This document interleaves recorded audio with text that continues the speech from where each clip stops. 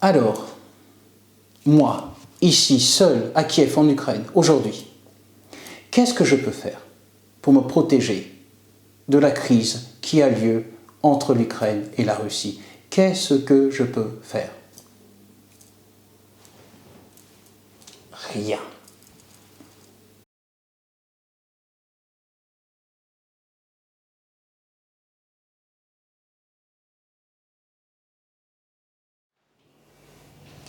Salut, merci infiniment d'avoir choisi de passer ces quelques minutes ici avec moi sur cette chaîne. Et merci infiniment pour ton soutien, ton abonnement et tes commentaires. Ces derniers jours, j'ai reçu des quatre coins du monde des messages d'affection, de soutien et d'encouragement d'amis et de connaissances. Ces messages étaient relatifs à la situation de crise que nous connaissons actuellement entre l'Ukraine et la Russie. Alors oui, je vais bien, merci. Et non, je n'ai pas du tout l'intention de quitter l'Ukraine aujourd'hui. Nous avons évoqué ici les 5 éléments à considérer avant l'expatriation. J'aimerais dans la discussion de ce soir m'attarder sur le 5e élément, la sécurité. Si cette discussion t'intéresse, rejoins-moi de l'autre côté du générique.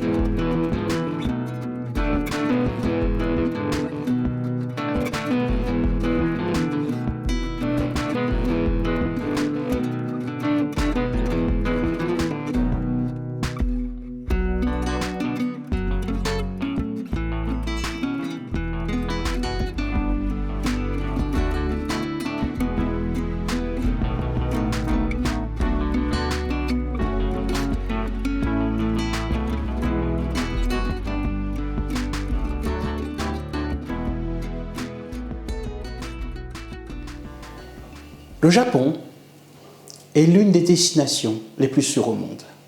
Et pourtant, pendant les 2 années qui ont précédé mon arrivée ici, à Kiev, en Ukraine, je ne m'y sentais plus en sécurité.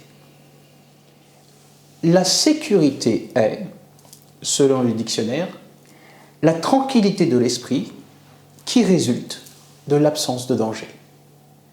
Mon état d'esprit se manifestait au Japon par la présence de sang dans mes selles. Et donc, pendant 2 ans, ça a été analyse sanguine, prélèvement, colonoscopie, endoscopie, radiographie. On n'a rien trouvé. À ce sang présent dans mes selles en quantité abondante, n'était liée aucune douleur.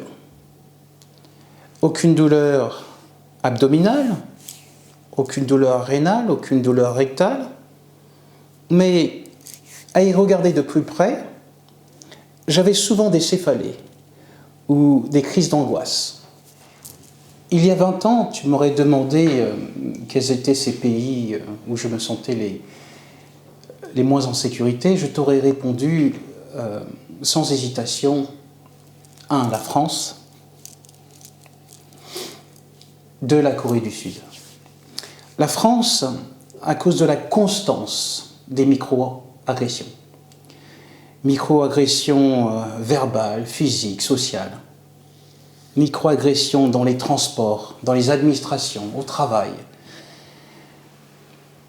En France et à Paris plus spécifiquement, tu es toujours à 5 secondes de péter un câble et de faire la bêtise qui va te coûter soit ta vie, soit ta liberté.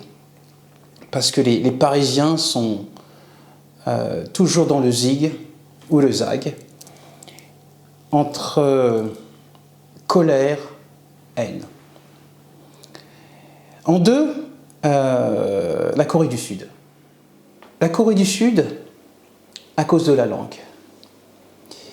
Visiblement, il y a 20 ans, pour un Européen, de voyager en Asie, c'était autre chose, c'était une autre aventure. Il y a 20 ans, pas de Google Maps, pas de Google Translate, pas de smartphone. Et je me suis perdu dans les rues de Séoul. Alors, il faut s'imaginer quelqu'un qui n'a pas d'argent, qui ne parle pas la langue, et qui a peur dans cette ville tentaculaire de Séoul. C'est l'une des 2 ou 3 fois où je me suis senti réellement en danger.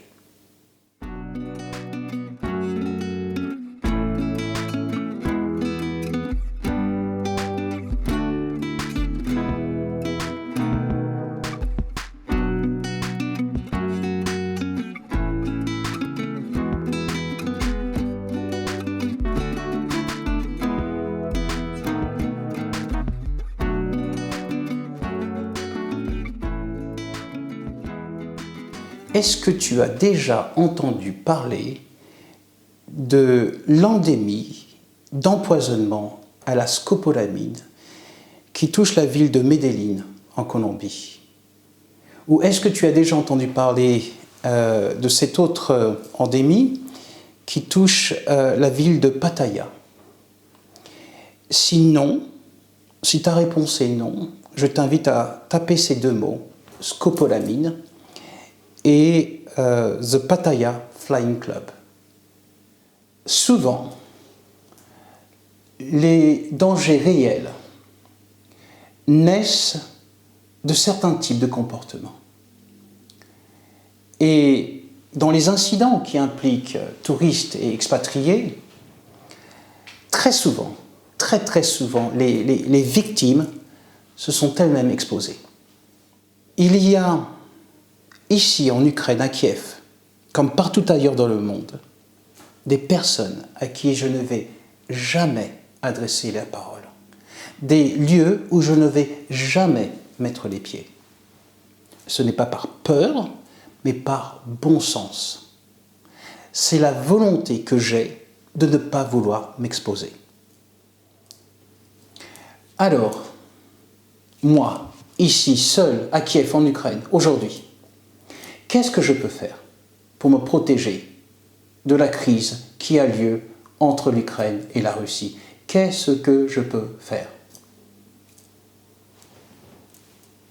Rien.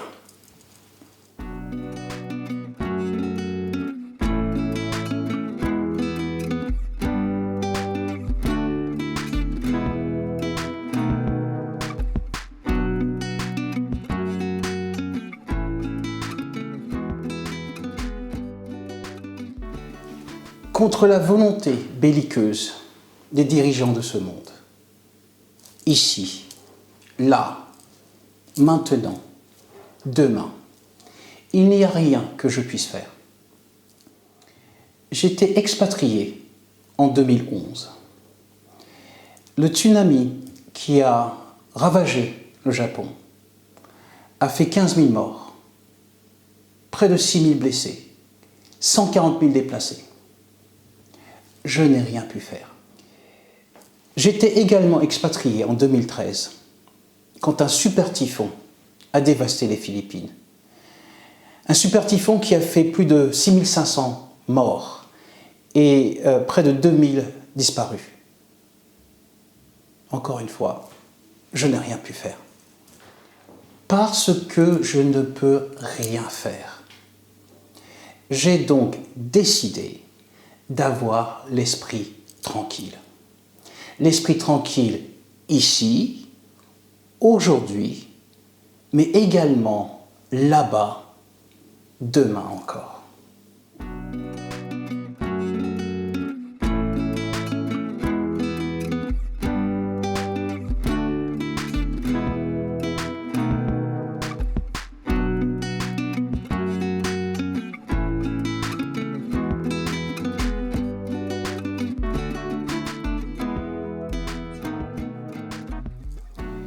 Pour avoir l'esprit en paix, l'esprit serein, je n'ai ni télévision, ni radio.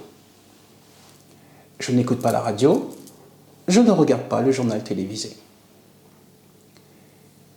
J'ai éliminé de ma vie, depuis très longtemps, tout ce qui pouvait créer de la tension.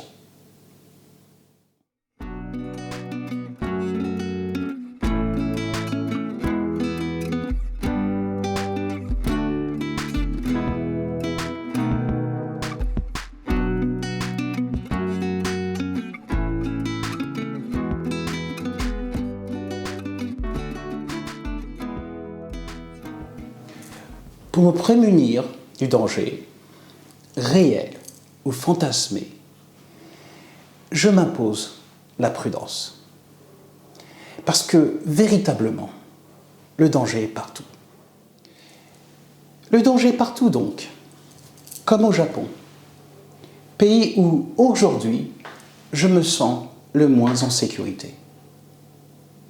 Pendant 2 ans, j'ai présenté les symptômes clinique de la dépression. Et pendant 2 ans, mon médecin traitant a refusé de me le dire. Quelques semaines après mon arrivée en Ukraine, tous ces symptômes ont disparu.